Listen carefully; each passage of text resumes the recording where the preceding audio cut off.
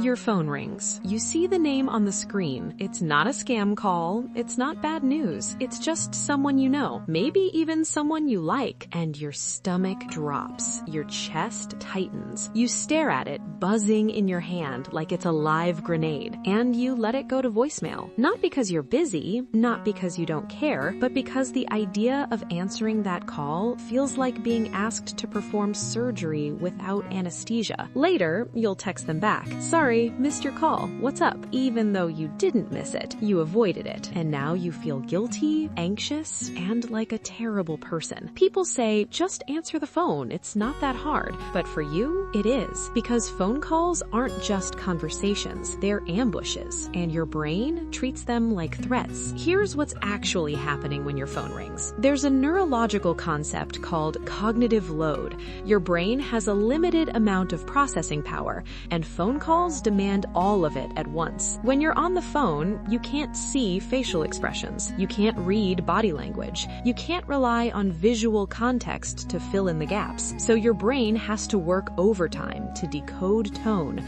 parse silence, predict when it's your turn to talk, and manage the emotion behind the words, all in real time. For people with high sensory processing sensitivity, this is exhausting. Your brain is already working harder than average to process everyday stimuli. Add in the unpredictability of a phone call, the pauses, the interruptions, the lack of visual cues, and your nervous system goes into overdrive. This isn't social anxiety, though it can look like it. This is auditory overwhelm. Your brain is trying to solve a puzzle with half the pieces missing, and the effort it takes to stay present, to sound normal, to not miss anything important, it's draining. That's why after a 10-minute phone call, you feel like you just ran a marathon, because neurologically, you kind of did. And here's where it gets interesting. People who hate phone calls are often incredible communicators in other formats. You can write a perfect email. You can text for hours without getting tired. You can have deep, meaningful face-to-face conversations, because those formats give you something phone calls don't: control. When you text, you can edit. You can think before you respond. You can manage the pace. When you're face-to-face, you have visual feedback. You can see when someone's done talking. You can read their face. But phone calls? Phone calls are chaos. You can't see when to jump in, so you either interrupt or sit in awkward silence. You can't tell if they're distracted, so you over-explain to fill the void. You can't escape if the conversation goes somewhere uncomfortable.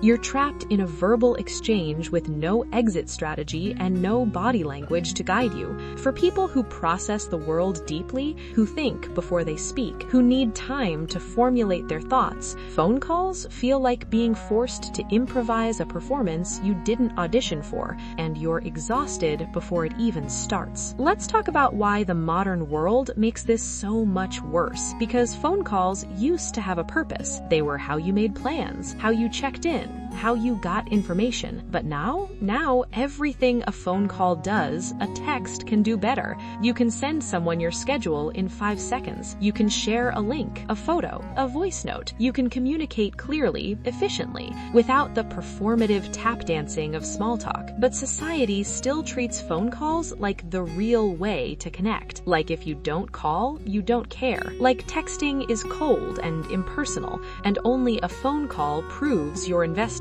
So now you're stuck in this impossible standard where avoiding phone calls makes you seem distant, unavailable, or rude, when the truth is, you just communicate better in literally any other format. You're not avoiding connection, you're avoiding a medium that makes connection harder for you. But here's where we need to get honest, because not all phone anxiety is about your brain's wiring. Sometimes it's about avoidance. If you hate phone calls because they feel too intimate, too demanding, too much like someone might actually need something from you, that's not about your brain's wiring. That's about emotional availability. Phone calls require presence. You can't half listen while scrolling Instagram. You can't ghost mid-conversation. You have to show up fully for another person. And if that feels unbearable, it's worth asking, am I avoiding phone calls because they overwhelm my nervous system, or because they require me to be emotionally available in a a way I'm not ready for. There's a difference between I can't handle the auditory input and I don't want to be emotionally accountable. And sometimes phone anxiety is a little bit of both. So where does that leave you? If you hate talking on the phone, you don't have to force yourself to love it. You don't owe anyone a phone call if it genuinely drains you. But you do owe the people you care about some form of real connection. So find your format. Voice notes, video calls where you can see faces, long texts, scheduled conversations where you have time to prepare. Whatever works for your brain, because the goal isn't to become someone who loves phone calls.